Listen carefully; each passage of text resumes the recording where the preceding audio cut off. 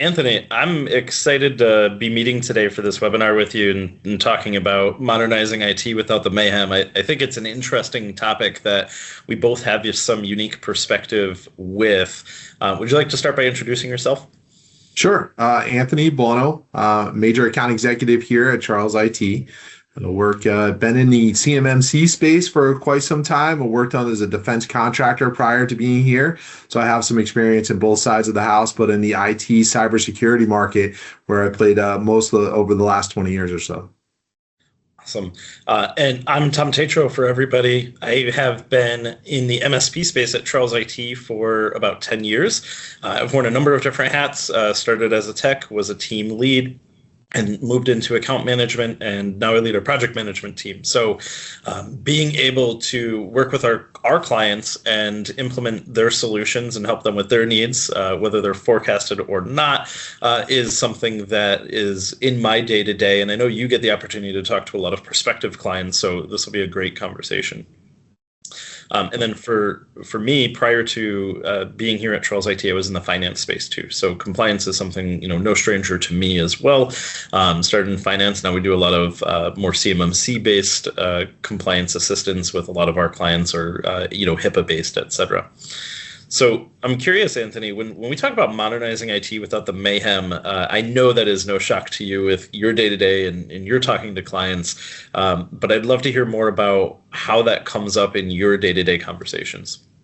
Well, we have customers from all different sources of the world, if you will, and they're coming from different dynamics. So they all have different pressures and internal responsibilities that they're looking to solve. When we start to talk about what they're looking to do, some of them have internal staff, some of them have external staff. They all have growth in regards to where they need to maximize their growth in regards to IT and understand more employees, more things, more storage, more server power. But there's things that kind of gripe them down, right? They get to, well, do I want to make that change? Is that change something we want to make as an impact? How do I keep my internal staff? How do we go forward? So there's a lot of different carrots that they give in regards to problems that they need to have solved. So from an IT operations perspective, you start to have what is their IT landscape, what's their long-term and short-term strategy, and how do we, get into what is it that we can solve their problem for them. And do you find when you're talking to a lot of these organizations that they have long-term plans? Some do, some don't. It depends. I will tell you this. Some of the compliance pieces that are there, they seem to have long-term plans because they want more business. And when you start to talk to the CEOs of these organizations and understand what they're trying to accomplish, the IT infrastructure does impact their long-term business plan. A great example is CMMC. In order to be compliant for CMMC, you need to get to, from a manufacturing space, for example, here in the Northeast, they're looking to get to CMMC level 2. Getting there right now with what they have may not be sufficient. Maybe the MSP that they're using may not be sufficient enough for them to get to that next level, but organizing what that is kind of an important element of it as well. So it depends on the long-term goals, but when those long-term goals get aspects of how they grow their business, like in the government space, for example, they need to have certain things lined up inside their IT landscape in order to make sure it's hitting the button, right? Making sure they're doing what they're supposed to do. Yeah. And as much forecasting as we do, there's always emergencies that pop up or something that needs to happen on a shorter timeline, for some variable that's outside of anybody's control. And that's always an interesting, piece to be able to navigate. And when I think of being able to modernize without the mayhem, I think of a few different things, right? The first is, how do we plan and forecast and make sure that we are well structured so that we have the budget and the commitment to being able to achieve the things that help us reach our goal, right? So for a lot of organizations in the manufacturing space right now, they don't have a choice but to be CMMC compliant. So if they haven't already gotten a head start on this process, it is now an emergency, and it becomes a much more disruptive implementation because you're making a lot of changes very fast, and that has a positive benefit in terms of reaching that compliance, but it also has to some extent like a negative or fatiguing impact on the team. And you start to juggle more downtime with the team due to the lack of pre-planning, if you will, and just we need to move fast and check the box and make sure we're good before our audit. And you also sometimes have to go with some less desirable solutions, whether it's navigating, just the strict budget that you have or technical blockers that might prevent you from going to an alternate solution. And a lot of times, one of the things we're talking about with different organizations is, are we going towards the minimal viable product, right? What's the least impactful or the least consuming thing that we can do to be able to check this box and meet this compliance control? Or do we go to a more long-term solution? Sometimes that's a two-step process. Sometimes that's jumping straight to what is, the ultimate solution. And sometimes we're just trying to squeak by and check that box. But when we don't have a lot of that planning, it sometimes handicaps our ability to do it with as little impact as possible. But when we are... Two words come to mind when you say that: culture change and trust, because that's exactly what it comes down to, everything you're saying right there. Yeah, and it's so important. So one thing that I've been doing recently is I've been watching The Bear, which is a TV show. It follows a restaurant that's opening, and they're pursuing a Michelin star ultimately. But one of the recurring themes that really resonates with me from the show is every second counts. And the reason that hits so home to me is every second counts because there's a cascading effect. So every second of downtime that we have while we're implementing, some sort of solution is an extended piece of delay in these organizations' ability to communicate with their clients or the organizations that they service. So by being able to pre-plan and do things the right way, we can minimize that impact or allow pre-scheduling for that downtime or that impact, so they can set expectations and have that cascading effect.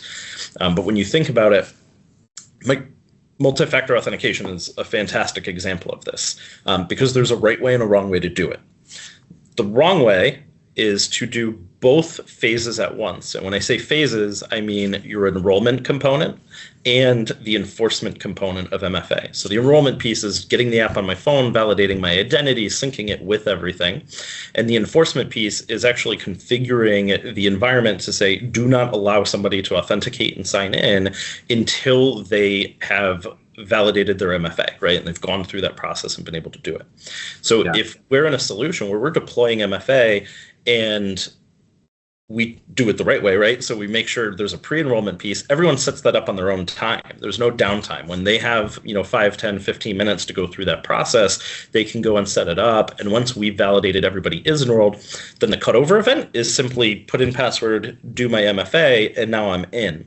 But if we're not doing that pre-planning, or the timing's not on our side, or there's some limitation there, and we're doing both, we're now dealing with a cascading exponential effect of what that is. So let's say we have 100 people in an environment, and let's say a third of them, they forget their Apple ID, and we're doing it this more impactful way in inducing some downtime, right? Because we have to do both at once for some reason.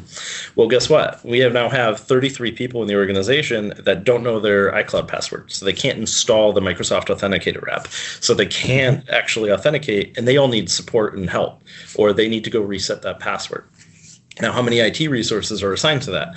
And how fast can they help them? So your 5-10 minute process of actually going through that MFA for the first time after it's enforced, all of a sudden can lead to hours of downtime due to just poor planning or an emergency effort in a reactive nature, as opposed to when we can do it in a 2-stage effort, everyone's down for 5 minutes while they re-authenticate to all of their applications, and then their day-to-day from there on out is much less impactful.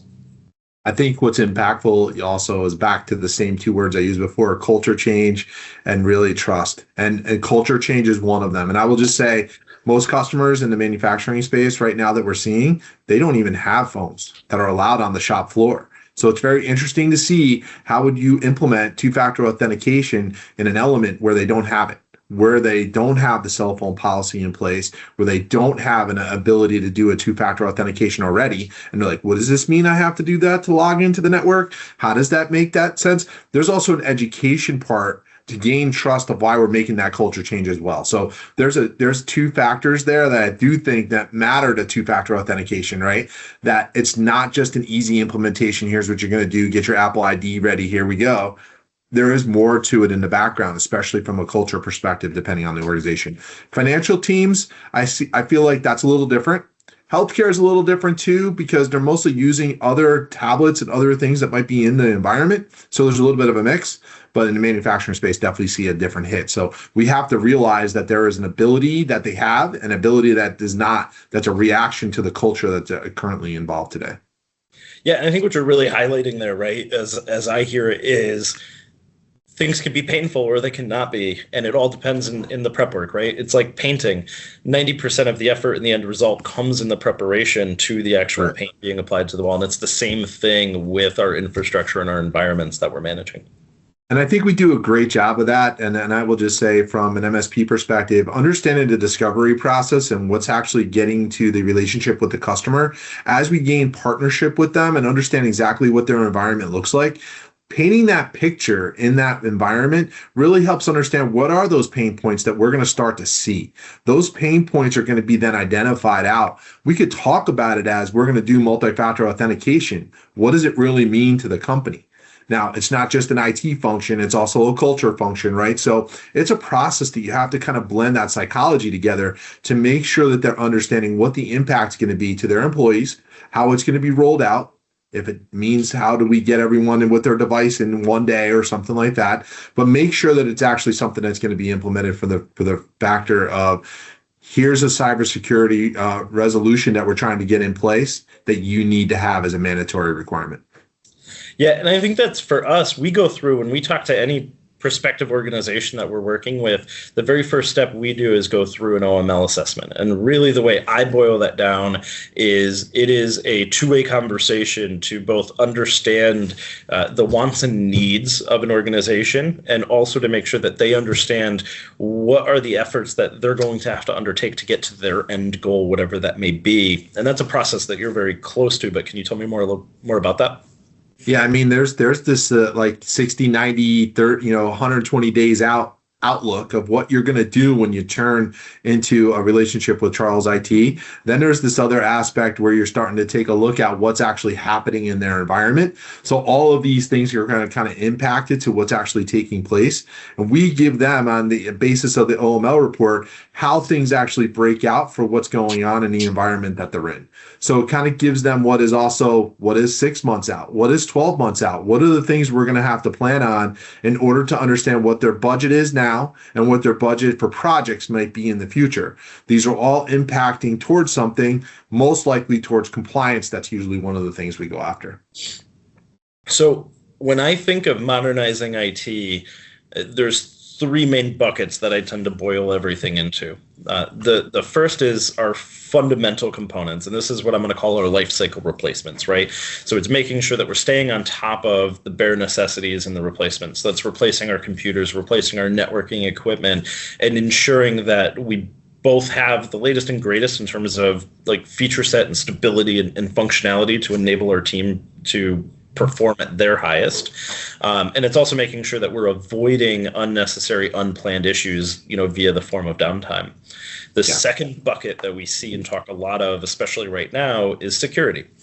And that's going to lead towards new stack deployments or process and policy changes and being able to tighten those up. So we talked about MFA already, but that also expands to, are we backing up things appropriately? Do we have an on-site backup as well as an off-site backup? And what are the functionality of those platforms? That's going to be restricting access, right? So how does our team access our environment? And are they doing it through a way that is easily manageable, controllable, and auditable in that component? And the other half of this from a security side is making sure that we have policies and procedures in place that we're able to follow or guide somebody to follow to make sure that their environment is performing the way that it's designed, right? So it doesn't do any good if it's on paper and we submit it for an audit or we have a conversation around it if we're not actually doing it. So both the creation and implementation of those policies, but also the audit and monitoring that they're being followed. And then the last bucket that I associate with, modernizing RT is it's the infrastructure. And what I mean by that zooming out is it's not just keeping up with those life cycle replacements, but it is also making sure that we're migrating to the newest solution that's going to enable us the most, right? So right now, a big component that we're talking about is being able to use cloud platforms. So from a high level view, if we go back 10, 15 years, it was very common that there was a server in a closet, and that's what we authenticated against, right? So I hit Control Delete, put in my username and password. Right. What my computer's really doing is talking to that server in the closet, making sure that I am who I say I am, my credentials check out, and then ultimately allowing me access.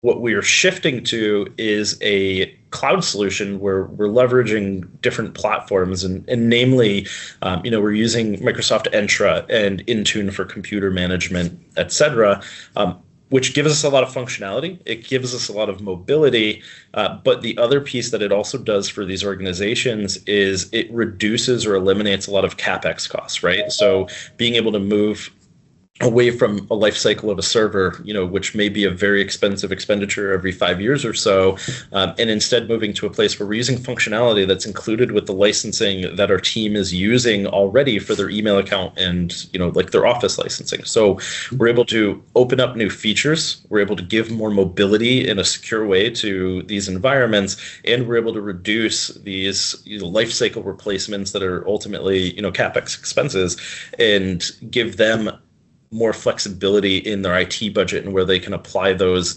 dollars for bigger impact to their organization. Yeah, I've seen a lot of different changes too from different customers. You take a look at what they have. Anything that's 2 to 3 years old, is it still okay to keep? That's something to consider, right? I've seen some customers say every 7 years I like to make a change, or every 5 years I like to make a change in my technology hardware, making sure I'm up to the speed of what's there. The virus definitions and other updates that are happening, all great.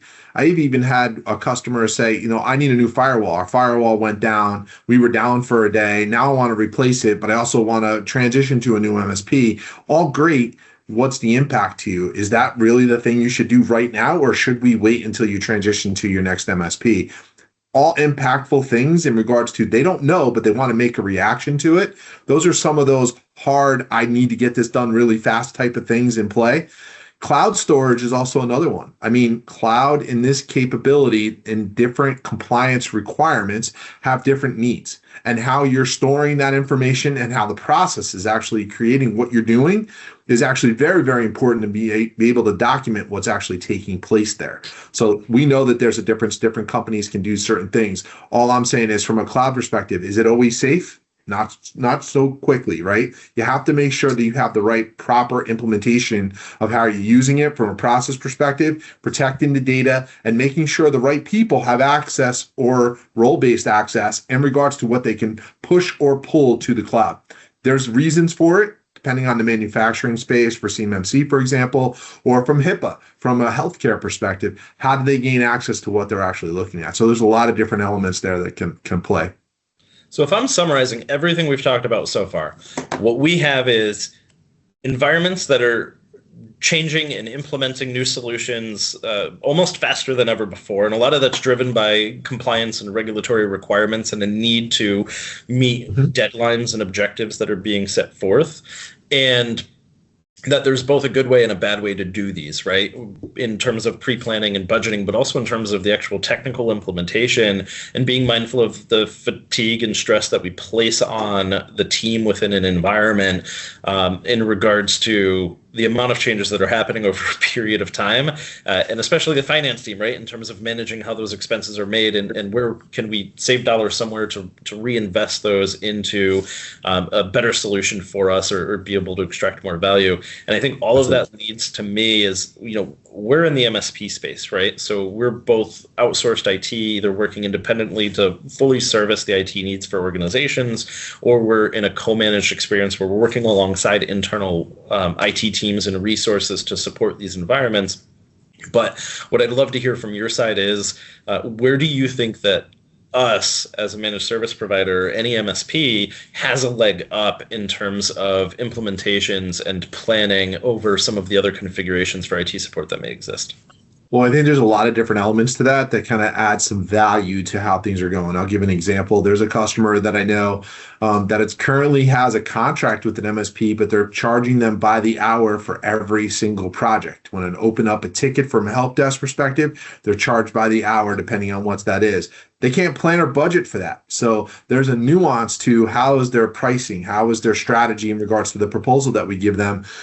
knowing that we have a co-managed and a managed environment, there's different ways we skin that detail with them and understand exactly what they need to make more impact to their IT landscape. That's number one. Number two, understanding that they could budget upon what's actually there is a huge, huge differentiator for us. Now, I will just say this, there's other differentiators. There's other pieces of the element, and I will just say, like, having an account manager or a virtual CIO assigned to your account to understand the dynamics of the elements of things to be staying up at late at night about, understanding what's happening, taking a day off from your IT space, having some personal time every once in a while instead of every day's hair on fire. Those are key elements to onboarding a customer, to making them feel comfortable.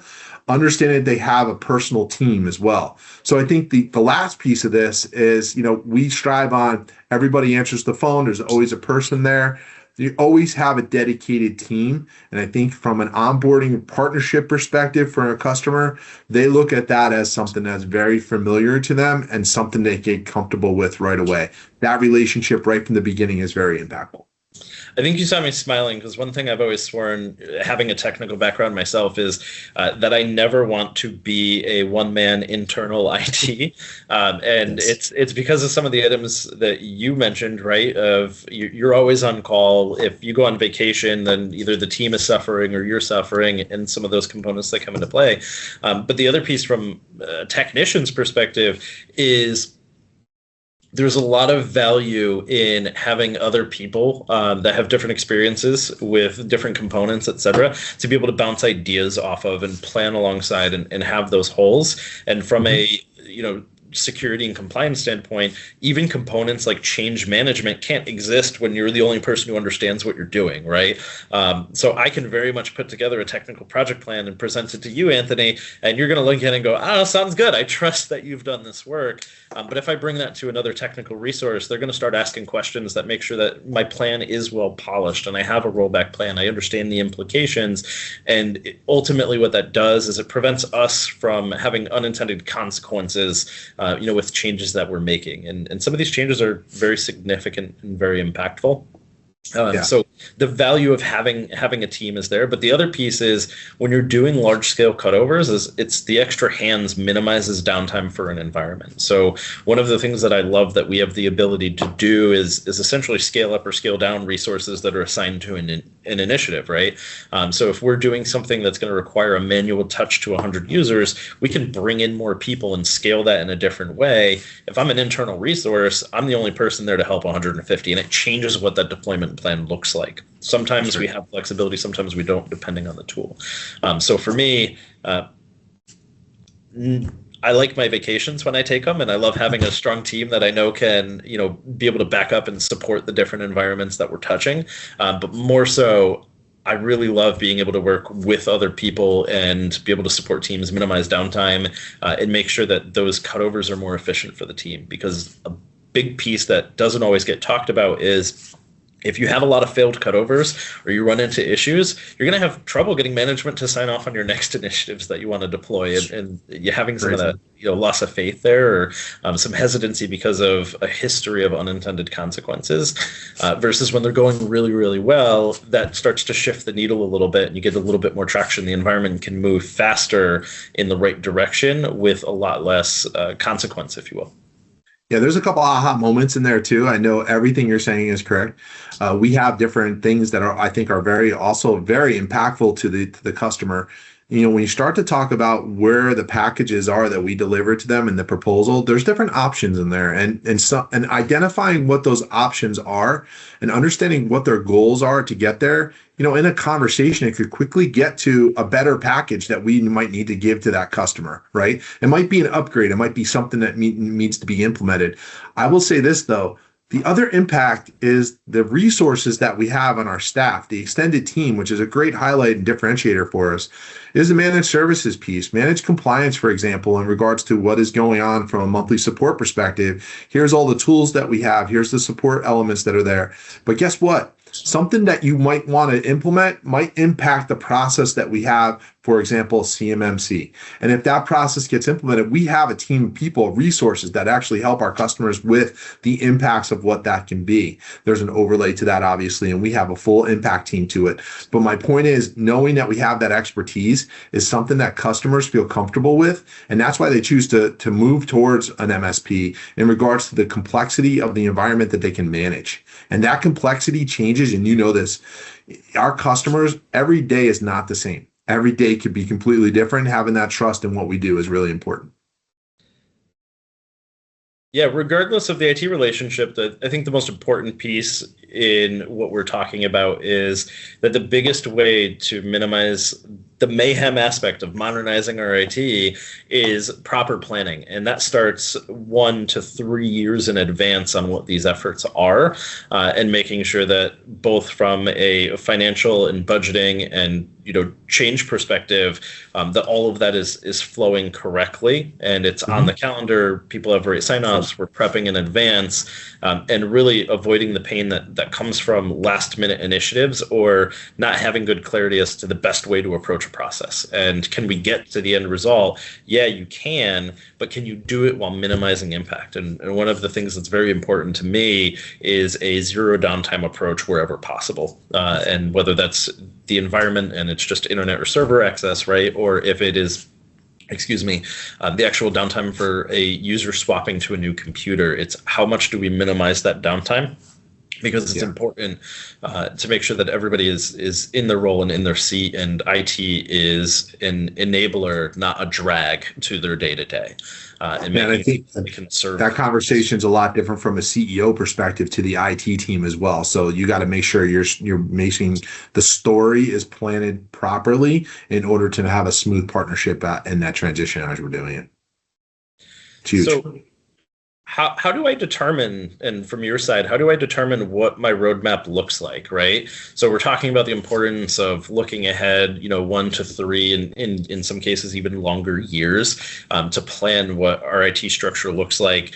And one of the items that comes to mind for me as a big difference in organizations that come into basically our bucket, that we're making for them that just give them a little bit more stability is just from a life cycle standpoint and a computer fleet. So if we look at an environment and we say, hey, you have X number of computers and they were all purchased on the same exact date, well, what we're looking at is in 3 to 4 years, we're going to be replacing all of those computers at once. And that's a big time single event expense, typically both in terms of hardware labor, and it's a distraction from other initiatives in the day-to-day, versus what we like to do is bring environments onto a regular life cycle replacement. So we work with them to determine what does that life cycle need to be. Is it 3 years? Is it 4 years?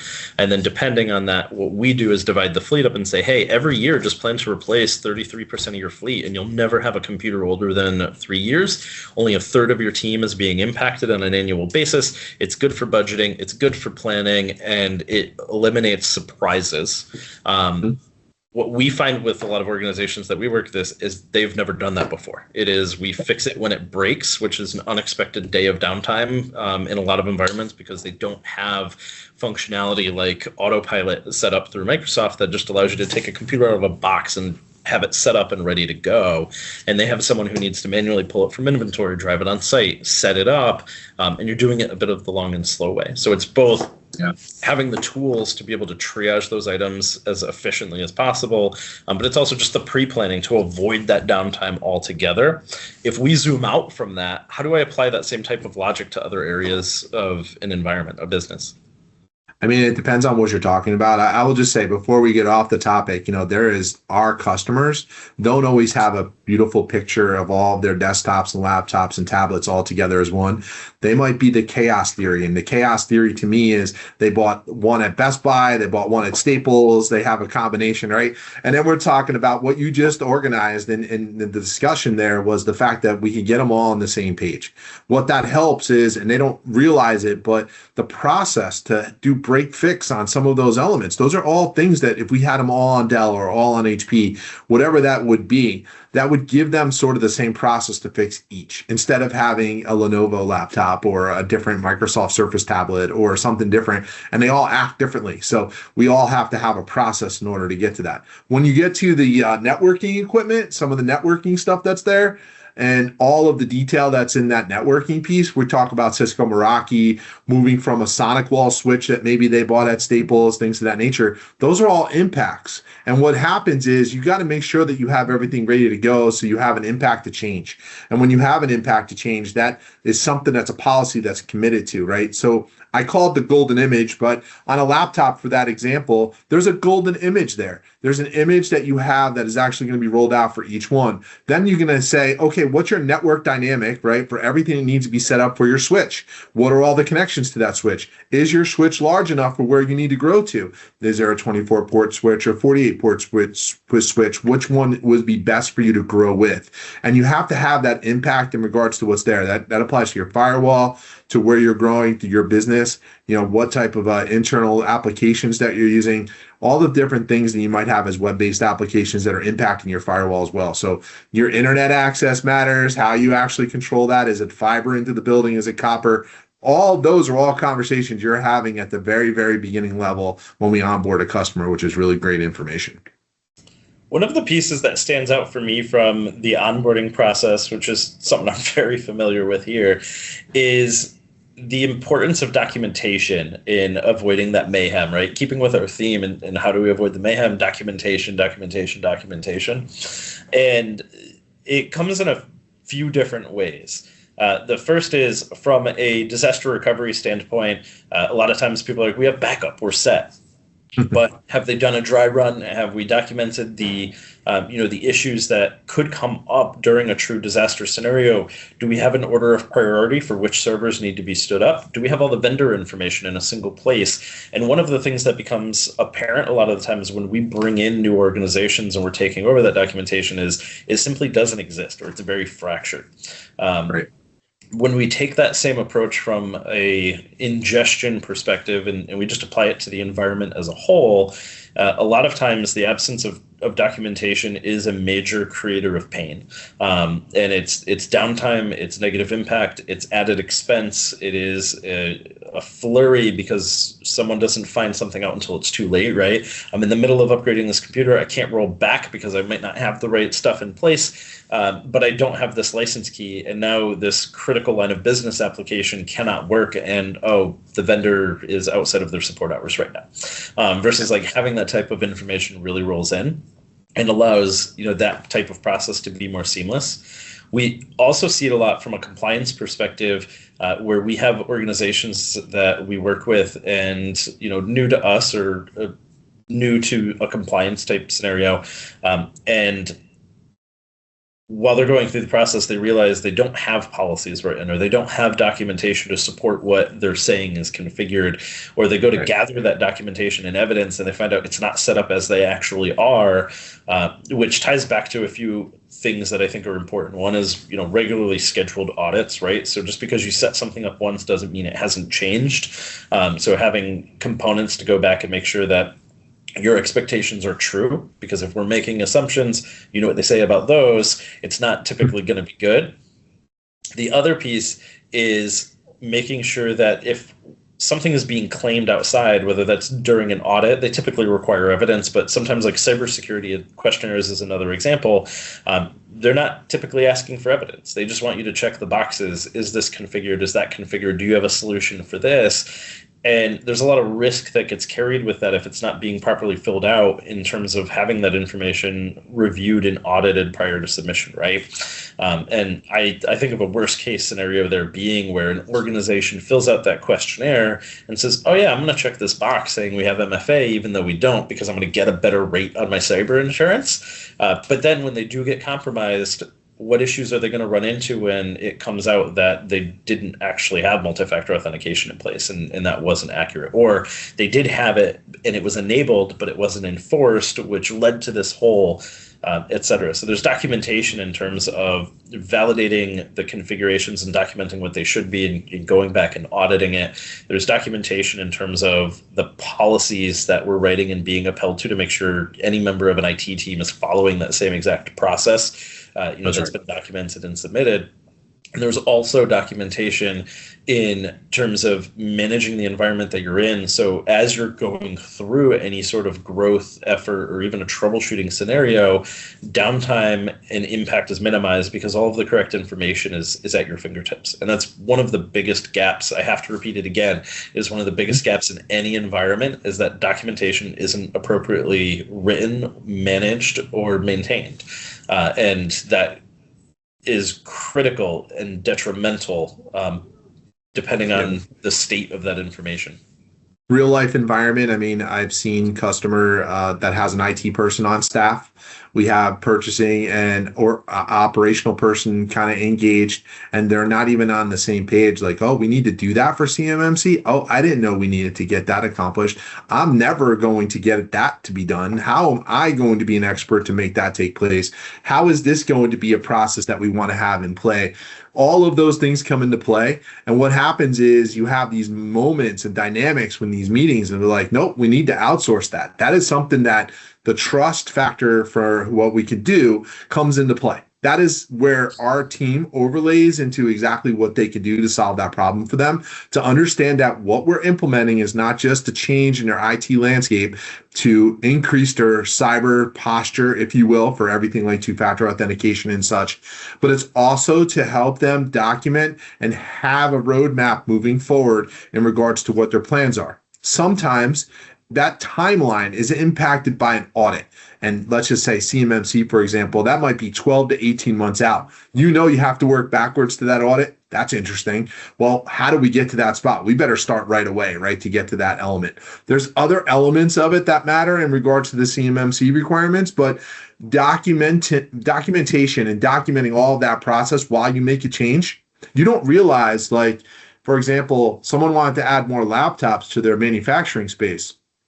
And instead they were like, we're just going to order tablets and we're just going to implement them. What are we going to do? Well, why would you do that? Like, is it that simple? Do we want to make that change right now, or should you be managing it? What's the process in order for you guys to have access to the network, for them, people on the manufacturing floor space, to understand exactly how they get into their timeline, what they're doing today? What is their calendar look like? What is the projects that they need to associate to? Oh, is that project CUI, by the way? Oh, does everyone have access to see that, or is it restricted based upon what's there? There's so many other comments and questions that are actually enveloped into exactly what the portfolio looks like for you to manage in the process that people don't realize that need to take place. That's the real life things that are happening behind the scenes. That's the pieces of the impact of the elements for like the requirements that are there.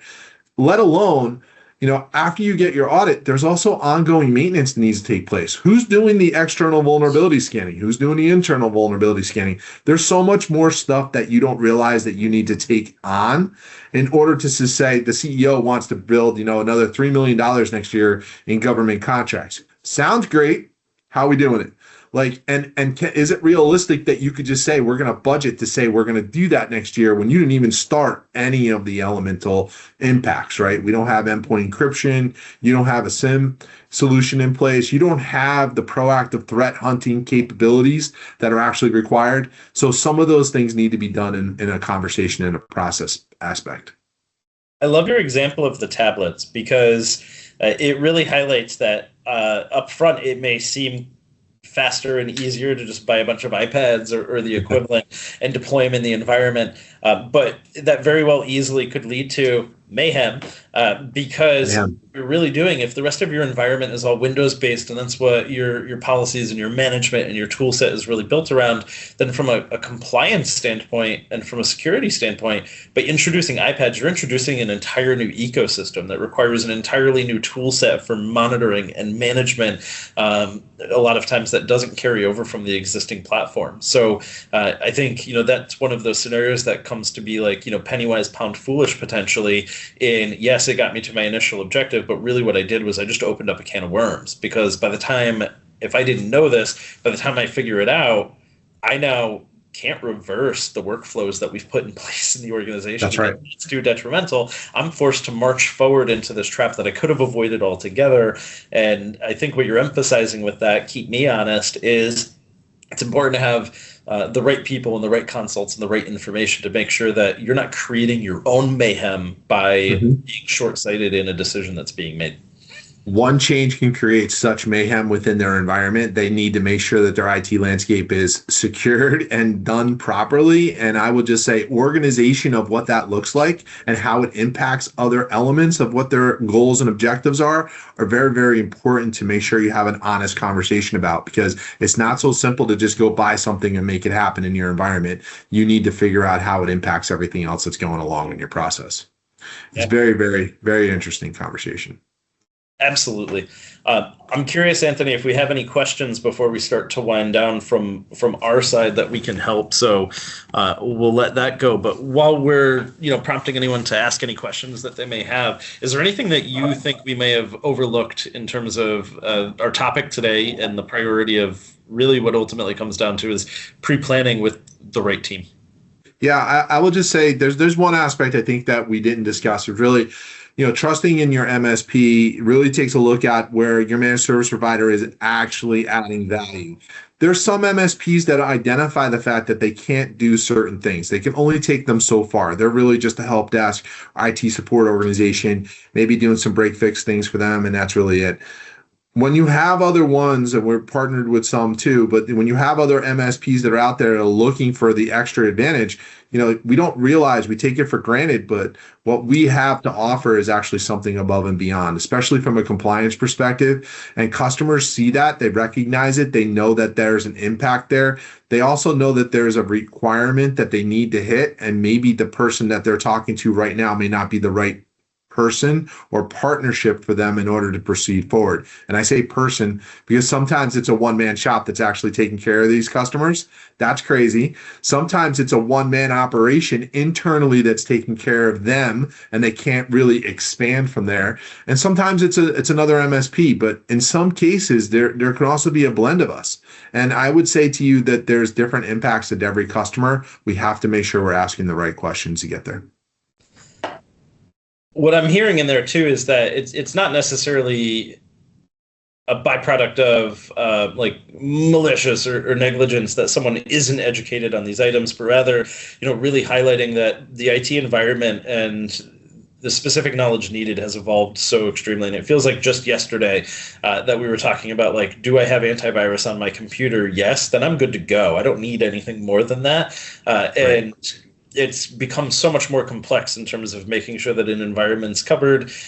Businesses that never had computers before can't function without their computers today, and the entire landscape has changed. And with a lot of regulatory and compliance drive that's happening right now environmentally, it also means that some people that were, fantastically postured before to be able to help or know, there's a lot more pressure on them to just be able to keep up with the latest information and the latest requirements to be able to guide the correct way. So it's just important to make sure that everybody is not just talking and guiding, but also has experience with and personally and organizationally, as well as from a certification even perspective into what they're talking about and guiding, and making sure that you're doing that with one end goal of getting there efficiently, minimizing the pain and mayhem that comes from it, and minimizing the expense, and taking the best path through what is ultimately a tough forest for a lot to navigate these days, in terms of making sure an environment is compliant and secure and functional for the team that needs to work in it. Yeah, having, we're showing on the screen the OML piece, but having a POAM and having a plan of action and understanding what's going to be your milestones to move forward and where those milestones align and how you get to your goal is really, really important. And we're very upfront with that. And I think that building out what is the timeline to get there and trust, and we go back to, what is the trust and having a partnership and making sure you have the right partner with you to go down these goals together. We actually want to do that. And that's exactly what your MSP should be doing, is really developing trust in a relationship that can be beneficial for the long term. Awesome. Anthony, if anybody wants to reach out, has questions, would love to talk, etc., upon watching this or after the live webinar, what's the best way for them to reach out to you? Best way would be, I guess, email anthonyb@charlesit.com would be the best way to reach out to me directly. Perfect. And my email is a little bit more simple. It's just Tom, 3 letters, TOM, at charlesit.com. Get the easy one. Awesome. Awesome. Well, thanks, Anthony, for joining me. I had a great conversation today, and I think we had a very interesting topic, and love to talk more about it in the future. Looking forward to future ones as well. Thank you. Awesome. Thanks, Anthony.